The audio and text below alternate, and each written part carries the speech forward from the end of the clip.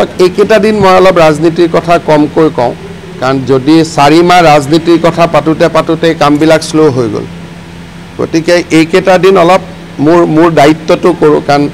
এটাতো ৰাজনীতিটো কৰিবই লাগিব কিন্তু ৰাজনীতি কৰোঁতে যদি মই মুখ্যমন্ত্ৰীৰ দায়িত্বটো অৱহেলা কৰোঁ মানুহে বেয়া পাব গতিকে এইকেইটা দিন মোক অলপ ৰাইজৰ কাম কাজখিনি কৰিব দিয়ক যেতিয়া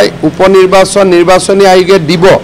তেতিয়াৰ পৰা আমি উপনিৰ্বাচনৰ কথা পাতিম আৰু উপনিৰ্বাচন হয় বা নহয় কাৰণ এইবোৰ পুৰণা সমষ্টিৰ ভিত্তিত হ'ব যদি ইলেকশ্যন কমিশনে সিদ্ধান্ত কৰে যে পুৰণা সমষ্টিৰ ভিত্তিত ইলেকশ্যন পাতা আমাৰ দিগদাৰী গতিকে আমি উপনিৰ্বাচন নাপাতো তেনেকুৱাটো হ'ব পাৰে সেইকাৰণে এতিয়াই জল্পনা কল্পনা কৰাৰ পৰিৱেশ এটা অহা নাই